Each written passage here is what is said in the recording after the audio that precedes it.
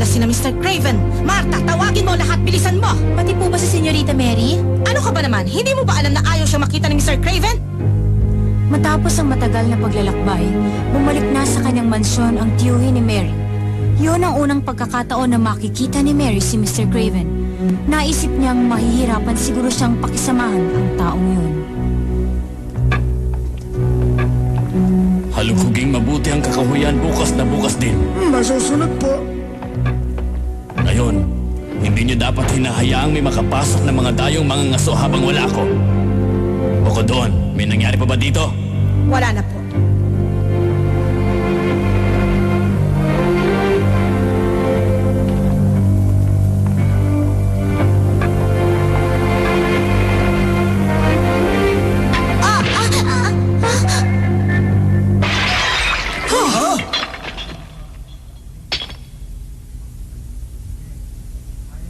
Sino yan? Alam kong nariyan ka. Lumabas ka. Martha, hindi kaya si Mary yun? Hindi po, natutulog na siya. Naiwan ko sa kanyang kwarto. Paano kung si Mary yun? Kung sino ka man, lumabas ka dyan ngayon din.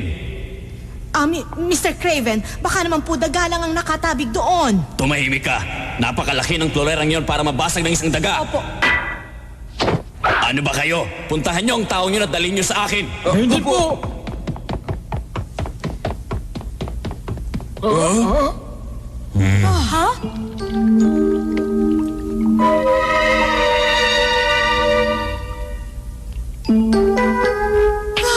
Sabi ko na nga ba? Sino siya? Siya po si Senyorita Mary. Mary Lennox po ang inyo pong pamangkin. Mary? Ako po, si Mary.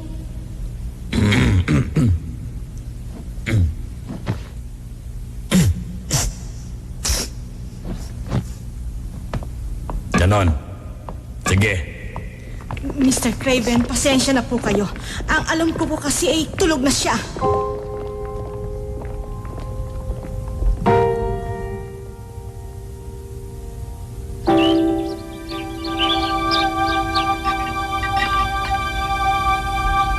Martha, sandali. Ano po yun, Senyorita? Sa palagay mo, bakit kaya hindi ako pinagalitan ng uncle ko sa ginawa ko kagabi? Kasi ikaw lang kaisa-isa niyang pamangkin, Senyorita. Pamangkin? Oo. Ang naging asawa niya, si Mrs. Craven, na siya namang kapatid ng daddy mo. Asawa niyang kapatid ng daddy ko, kaya ba naging uncle ko siya? Oo, at siya rin lang ang nag-iisa mong uncle. Kung ganun, bakit sinabi niyang ayaw daw niya ako makilala?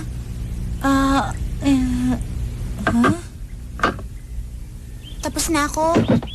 Sandali, saan kayo pupunta, Senyorita? Siyempre, itatanim ko doon sa hardin ng mga buto na binili ni Deacon kahapon. Gagamitin ko na rin ang mga gamit sa paghahardin. Meron kasi akong white poppy expert. Senyorita, bago ka kaya magtanim, magsabi ka kaya muna kay Mr. Pitcher. Ay!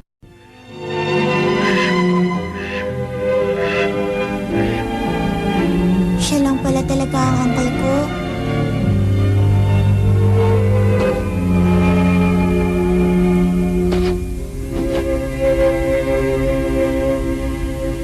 Senyorita Mary! Nadsa ka lang pala? Kung saan pa kita pinag-hahanap? Wala kasi ako makitang lugar na pagtataniman ko, kaya naisip ko dito na lang. Naku, bilisan mo na! Teka, sandali! Hinihintay ka na ni Mr. Craven sa kanyang opisina. Uncle ko po! Ano ba yung buhok mo? Para kang sabukot. Pumasok ka sa kwarto mo at mag-ayos. Martha, ipasuot mo sa kanya ang pinakamaganda. Opo, ngayon din po. Kita mo na? Mali ang mga narinig mo tungkol kay Mr. Craven noon. Gusto kanyang makilala kaya nga siya pang naghihintay sa'yo. Alam mo, senyorita, bihira siyang magkaganyan sa mga tao. Hindi mo siya mapaghihintay. Pero bakit nang makita niya ako kagabi, para lang siya nakakita ng isang daga o ng kung anumang hayop? Dahil sabi ni Mrs. Medlock, baka naman po daga lang ang nakasagi noon. Napagalitan tuloy siya. Huwag ka nga magpapatawa. Hindi ka nakakatawa. Mahirap talagang pakisamahan si Mr. Craven, inaamin ko. Pero hindi naman siya masamang tao. Palagay ko, pagod lang siya kagabi kaya siya masungit. Aba, ang ganda! Ang ganda-ganda mo pala, senyorita! Bagay pala sa inyong damit na pula.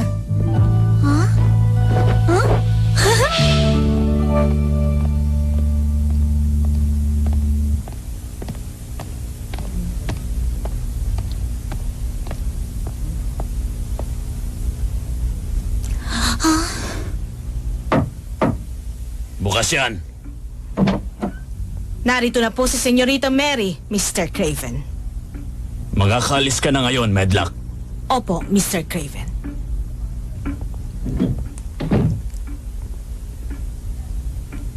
Halika rito, Mary.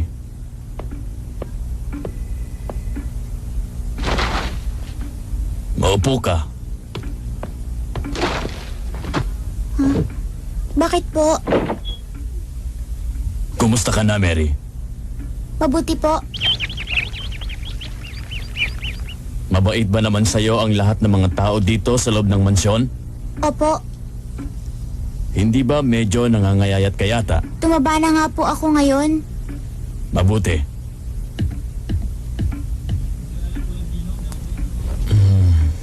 Hindi na kita gaano naintindi dahil lagi ako ngayong abala sa mga gawain.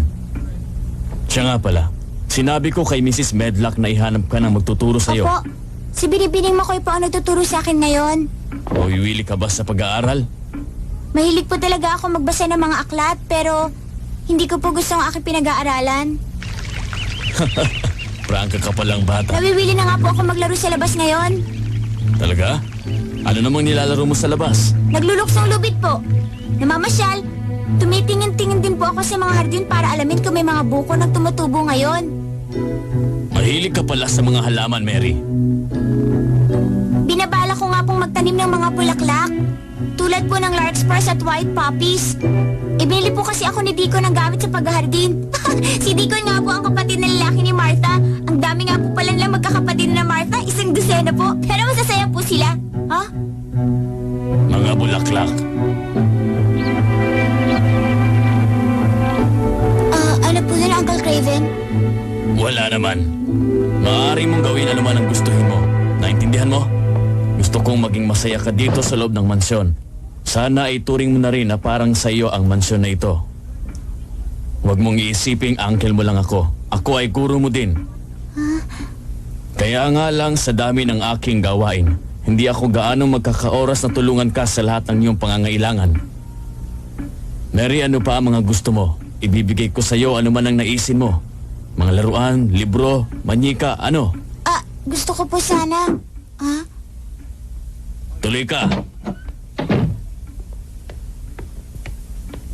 May nakita kaming pinagsagaan sa may kakahuyan. Sinabi ko na nga ba't may nakapasok na mga dayong mga ngaso dito sa aking bakuran?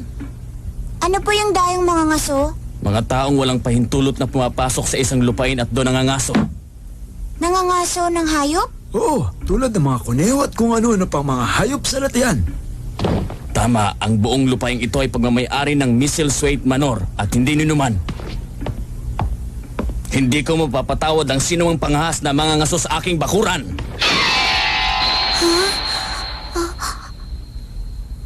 Huwag kang matakot, Mary. Hindi ikaw ang pinagbubuhusan ko ng aking galit.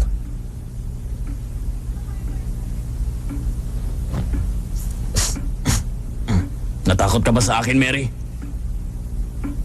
Ba't naman po ako matatakot sa inyo? Tama. Wala ka naman sigurong kinalaman sa mga dayong mga ngaso, no? Wala po. Nasaan na ba tayo? Tama. Sabihin mo sa akin kung anong gusto mo. Opo, gusto ko po sana ng kapirasong lupa. Kapirasong lupa? Saan mo naman gagamitin ng kapirasong lupa? Gusto ko po sana ng mapagtataniman ko. Gusto ko magkaroon ng hardin para mag-alaga ng mga bulaklak. Kapirasong lupa lang po. Sige na po, Uncle. O sige. Maaari ka nang pumili ng lupa sa kahit saan dito. Talaga po, kahit saan?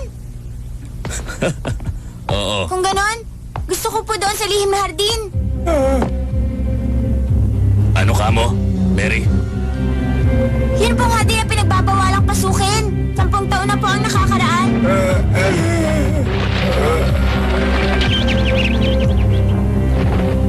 Sino nagsabi sa'yo nun?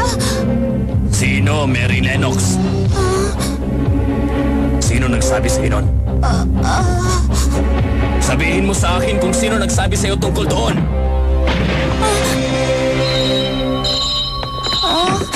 Tawag niyo po ba ako? Ilabas mo na siya. Paano siya magagalit ng ganun kung wala? Kinalit mo siya. Tinanong niya po ako kung mabuti po ang lahat ng tao dito sa akin. Ano? Paano mo sinagot? Sabi ko, opo. Ganun lang. Hindi mo sinabi na lahat ng tao rito ay napakababait sa'yo? O pagkatapos? Sabi po niya mukhang nangangayayat daw po ako. Naku! Baka inakala niyang hindi ka namin pinakakaing mabuti dito. Hindi ka niya kasi nakita noong bagong dating ka lang dito kaya siguro nagkaganon. Sinabi ko po yun. Pagkatapos ano? Ano pa? Tinanong niya po ako kung ano pong gusto ko kaya sinabi ko na isang hardin ang gusto ko. Pagkatapos? Sabi po niya pwede akong gumawa ng hardin sa kahit saang lupa kaya sinabi ko po gusto ko doon sa hardin na bawal pasukin ng mga tao. Yung pong lihim na hardin. Tapos bigla na lang po uminit ang ulo niya. Siyempre ba magagalit yun? At sino namang sinabi mo na nagsabi sa'yo ng tungkol sa hardin? Sino? Sino ang sinabi mo sa kanya na nagsabi sa'yo? Bakit po ba? Huwag po kayo mag-alala. Hindi po kayo ang taong sinabi ko sa kanya na nagsabi sa akin tungkol sa hardin. Aba, talagang napakasutil na bata.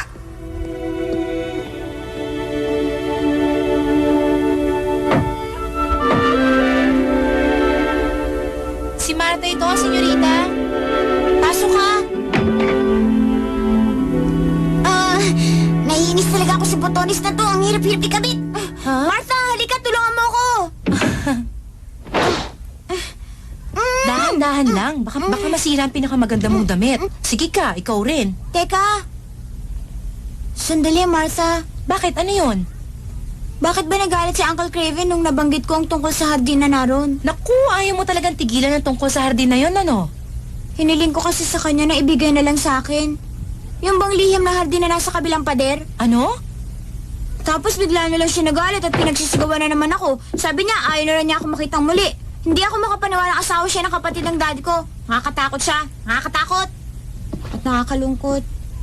Naawa din ako sa kanya, Martha. Alam mo ba yun? Naalala ko tuloy yung mismong sinabi sa akin ni Camilla. Ano bang sinabi niya? Sabi niya hindi raw tayo dapat magalit sa kahit sino. Hindi rin daw dapat sa pilitang alamin ang lihim ng ibang tao pakialaman yun. Sabi rin niya na ang mga lihim daw ay mabubunyag sa tamang panahon.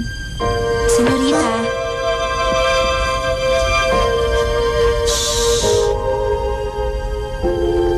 Dumating ng tamang panahon, senyorita. Ano? Ito na ang panahon para malaman mo ang lihim. Ito na ang panahon para malaman kong lihim? Huwag mo nga lang sasabihin sa ibang malalaman mo, ha, senyorita? Oo, makakaasa ka. Pangako. Pagmamay-ari.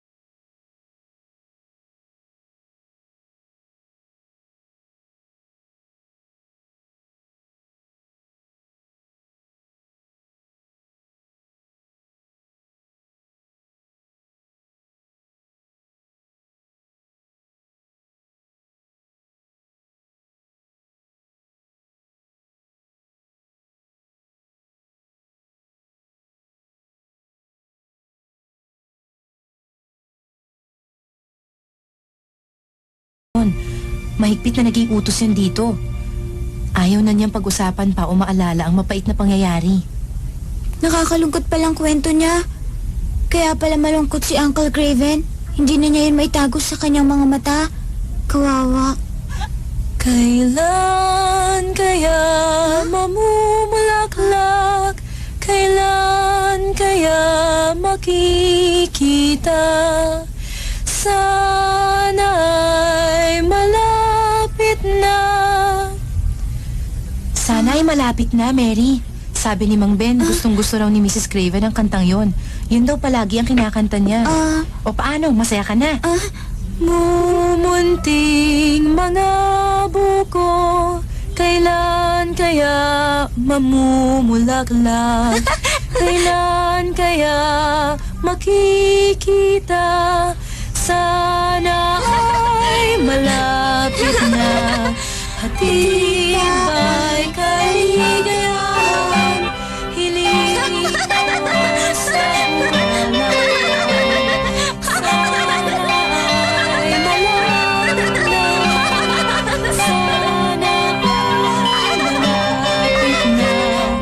Walang rosas, puting rosas, dilaw na rosas. Walang rosas, puting rosas, dilaw na rosas. Walang rosas, puting rosas, dilaw na rosas. Walang rosas, puting rosas, dilaw na rosas. Walang rosas, puting rosas, dilaw na rosas. Walang rosas, puting rosas, dilaw na rosas.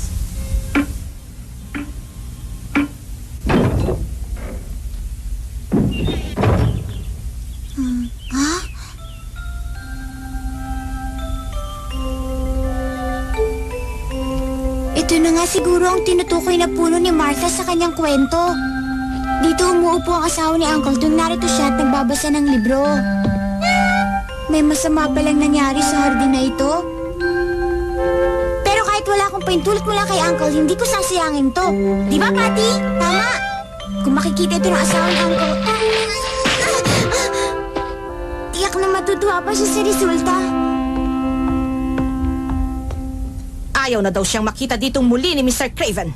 Opo, pero... Alam ko, wala rin naman tayong magagawa tungkol sa bagay na yon. Martha, ano sa palagay mo? Hindi naman natin siya pwedeng ikulong ng buong maghapon sa kanyang kwarto. Hindi naman ako ganoon kalupit.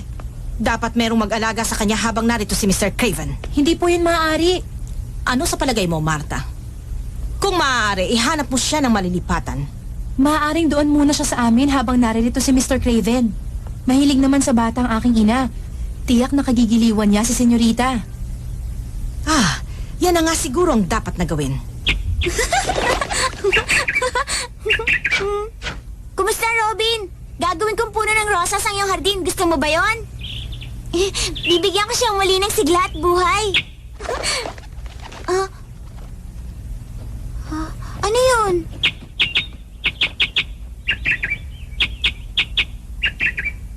Ano?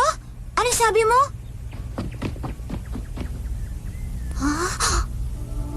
Naku, si Uncle Craven. Anong gagawin ko? Tulungan mo ako!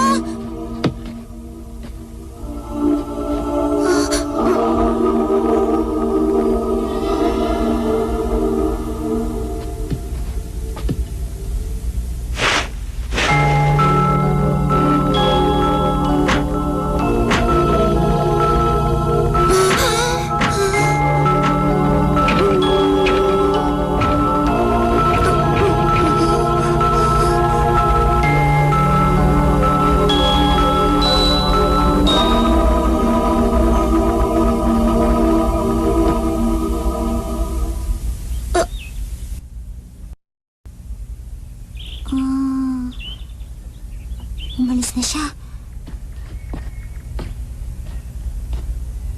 Teka, papaano ko nga pala nalaman na paparating dito si Uncle Craven? Huh? Tanda ko na, si Robin nga palang nagsabi sa akin. Naiintindihan ko na rin ang sinasabi niya. Tulad ng kay Deacon.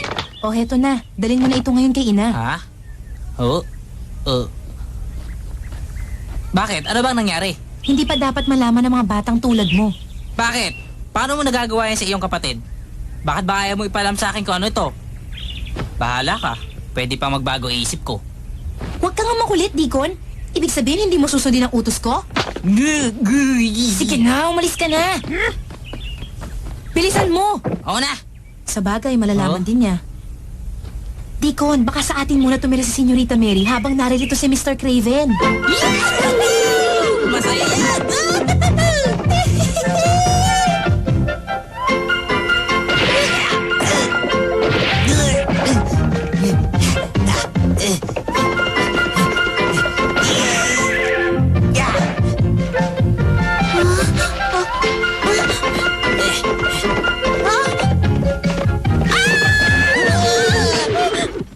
Ano ba? Tingnan mo nga ang dinadala Pasensya ka na. Itayo mo ako! Masusunod po, ma'am. Ang inyong lingkod. Naitanim niyo na ba ang mga boto, senyorita? Ah? Saan mo itinanim? Bakit ba? Wala ka nang pakialam kung saan ko man itinanim yun. Anong wala? Meron yata dahil akong bumili ng iyong mga gamit. Titingnan ko lang kung tama ang pagtatanim mo, aba. Oo. Hindi pwede, Deacon. Bahala ka. Meron pa naman sana akong ibabalita sa iyong magandang bagay. Ah, ano? Wala! Bahala ka! Hindi ko rin sasabihin sa'yo ang aking sekreto kahit paano mangyari! Be!